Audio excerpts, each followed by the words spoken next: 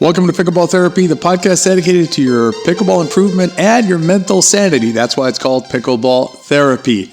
I am your host. My name is Tony Roig, and I am glad to be with you in this episode. Today, we take another step along our journey of understanding and of mental strength, mental awareness, and health as we continue to grow as pickleball players. What we're going to do today is we're going to shift gears a little bit. Last week, we went into goal setting, talked about some goal setting expectations for yourself in 2024, and hopefully you found that episode helpful. If you didn't get a chance to check out that episode, recommend you go back and check it out. It's a really good episode on framing goals in a more constructive way. This week, we're going to shift a little bit of gears here. I got an email a little while ago from a pickleball therapist. Therapists are players who have made a commitment to themselves and their mental health growth. They express that by becoming a therapist, pickleball therapist. If you want to know more, you can send me an email at therapy@betterpickleball.com, and I'll send you the information, and you can decide if it's right for you. But one of our therapists sent a question about open play, how to deal with certain situations that arise in open play. And there's a practical component to this we're going to talk about, sort of like a strategic practical piece. And there's also a mental component to it. There's a part of it in terms of just framing how we feel about it and what happens when we play in these situations. So that's what we're going to cover today. And specifically, it has to do with when we're partnered with a quote-unquote weaker player. And that happens, right? A player who may not be quite at the level of our level or the level of the game, who's getting targeted, mercilessly targeted by their opponents. That's my word, not John's. And I'll read you John's email in a second. Before we jump into the podcast, a couple of things coming up that actually one's already out that I wanted to tell you about is we have a partner play course in our academy that I think you'll find really helpful if you want to know more about how to constructively play with partners. 99% of you out there are playing pickleball doubles primarily. That's your primary game. If you're playing doubles, you are playing a team sport. And as a team sport, there are aspects of the game that are really helpful to you to understand in terms of playing partner play and maximizing a partner play.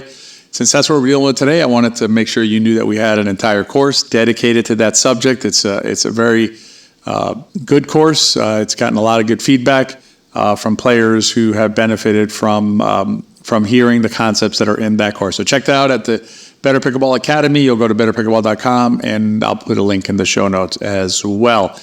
And if you have a minute, please consider rating and reviewing the podcast. If you enjoy the podcast, it helps us reach other players just like you who would benefit from hearing the words that you're hearing in this podcast. One other quick note here. If you're watching us on YouTube, we do have a YouTube channel. A lot of you know that or not.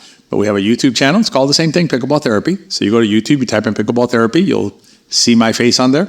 So you're welcome to watch on YouTube as well if you want to. If you're on there, please subscribe to the channel. It helps us reach other players. And also let us know what you think about this funky background that we're using in these few videos. I'm shooting these videos in front of a green screen, so just putting kind of a funky, chill background, and let me know what you think down in the comments about it. All right, let's jump into this idea the question of how do we deal with certain situations in open play. And let me start by reading you the email from John, one of our therapists. He says, I think it would be worth talking about how when we play with a weaker partner, even though he or she gets targeted by many who just want to win the game, I don't reciprocate, but in fact try to do the opposite and hit any balls that come my way to the stronger of my two opponents when I can. I think some more discussion on that would be beneficial to all.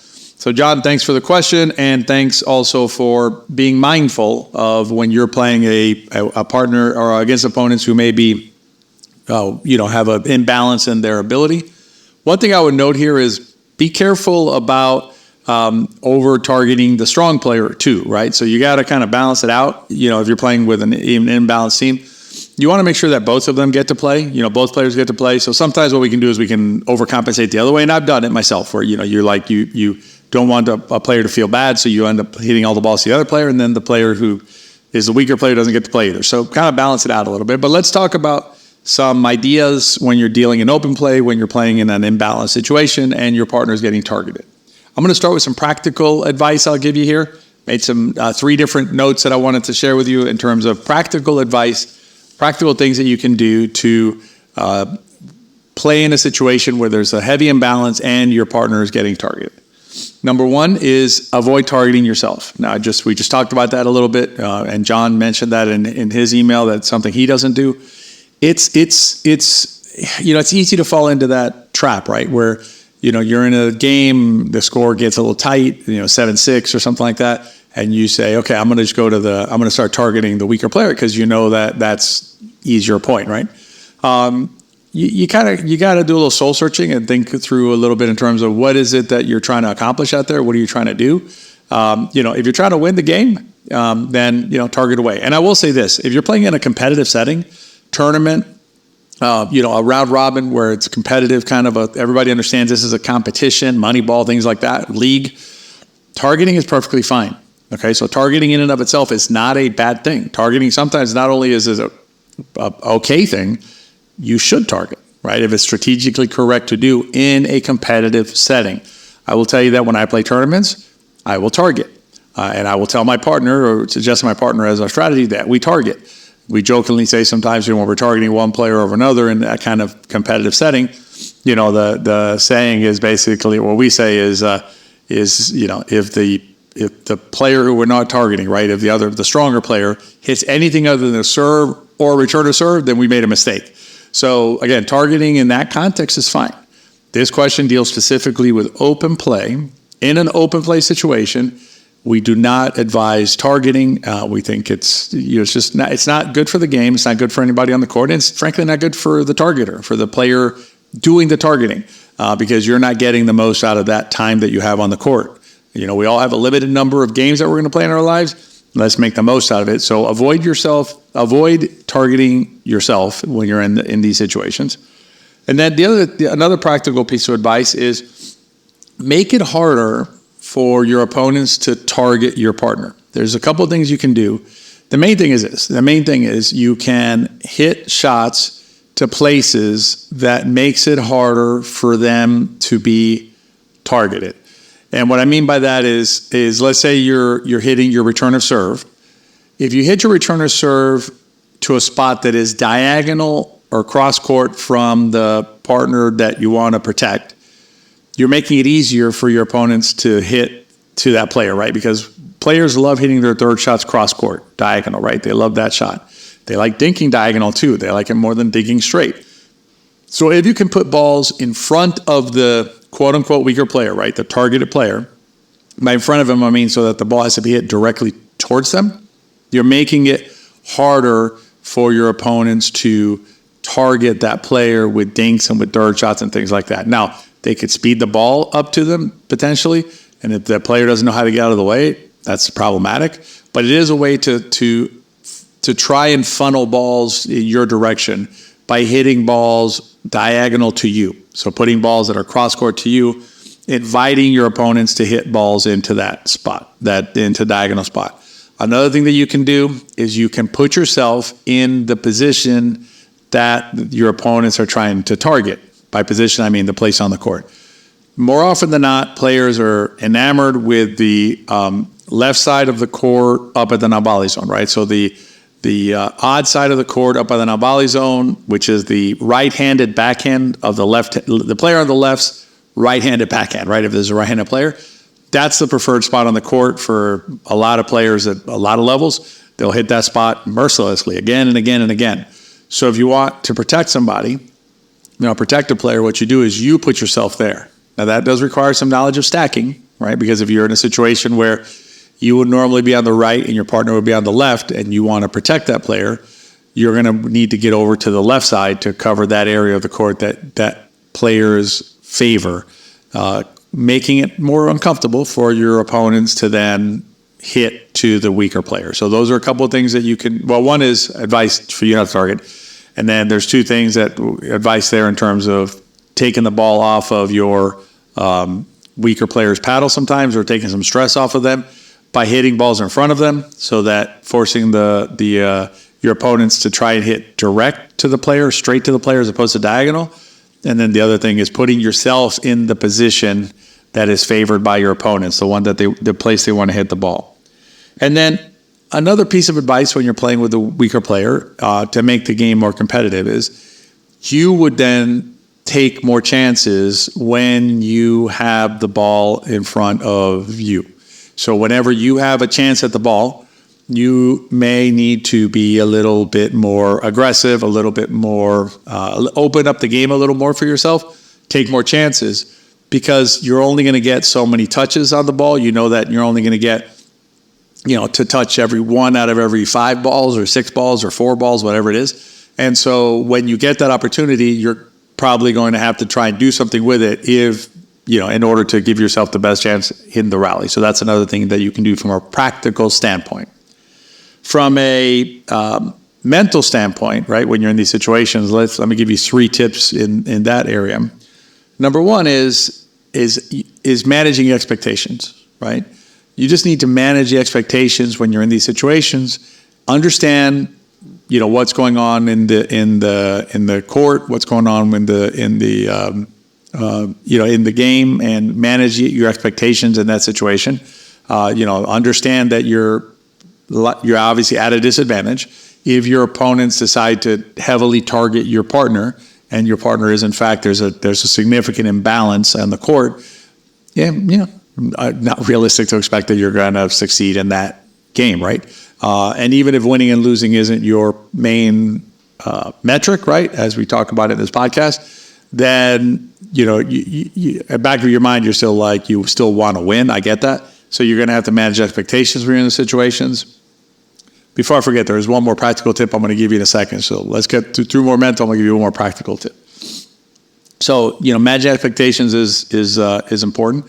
The other thing that you can do, and this depends on in the context that you're in, right? The ecosystem that you play in, your facility, and the other players. Have a conversation with the other players, not in the moment, right? Don't make it awkward for the players being targeted.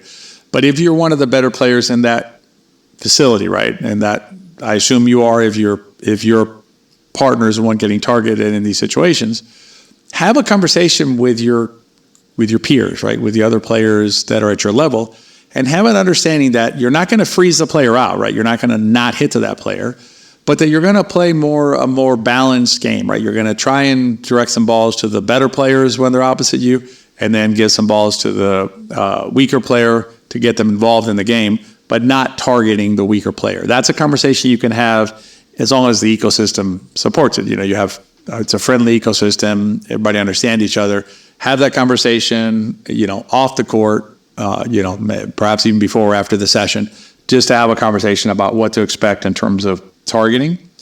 Because here's the thing, what goes around comes around, as they say, right? So if you're getting targeted this time, then, whoever's doing the targeting may be the victim next time, right, of that kind of a play.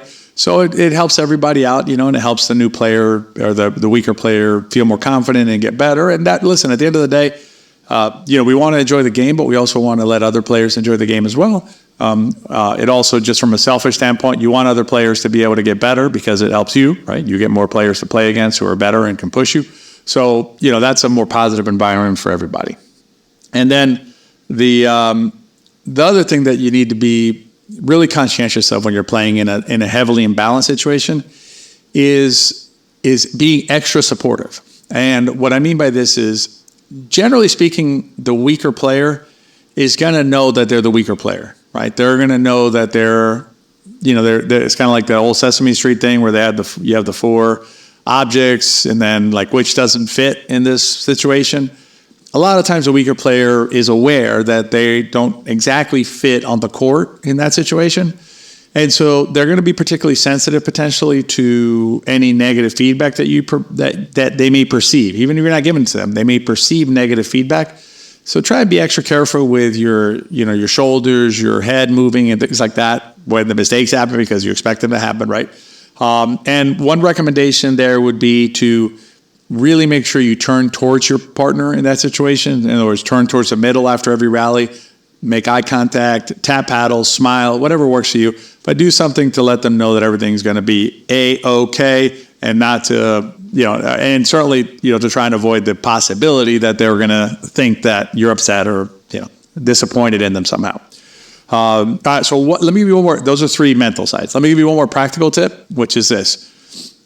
When you're playing with a potentially weaker player, consider your position on the court to be more defensive. So I'm going to use a baseball analogy / metaphor here, which is think of yourself as being sort of like a center fielder, and football would be like a safety, right? Where you're taking a more neutral defensive kind of position, because what you expect is that the weaker player, when they're put under stress, is going to result in some sort of a pop-up, or they're going to try and hit an attack ball. It's going to get countered and things like that. Put yourself in a position where you can do the most to help defend against that situation. And generally what I will do in those situations is I will play towards the middle and then a little bit behind the non-volley zone line. So maybe like a step or two off the non-volley zone line. Whenever my partner hits the ball and I see something that looks a little bit suspect, right, coming off the paddle, I'll take a step back, get myself nice and centered on the court, and give myself a chance to work on my defense and trying to reset the ball after that. So those are some things you can do when you're playing open play. At the end of the day, just remember that it's one game, right, or a couple of games during a session that you're in that situation. It's not the end of the world. There's a lot of games to be played. Enjoy your moments on the court, enjoy your time on the court in that situation. If you can have an understanding at your facility in terms of how you're going to deal with situations, the better. But even if you don't, those are a few things that you can do to give yourself the best chance in those games and to help minimize the amount of targeting of your partner.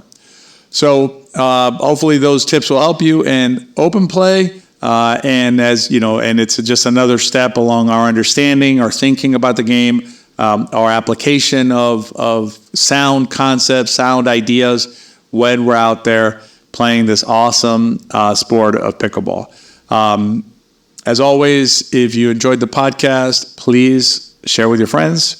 If you know a player who's on the journey and would benefit from hearing these words, then if you enjoyed the words and they helped you, I'm going to bet they're going to help them. As always, keep enjoying this gift. Keep enjoying this beautiful game that is pickleball, and I'll see you next time.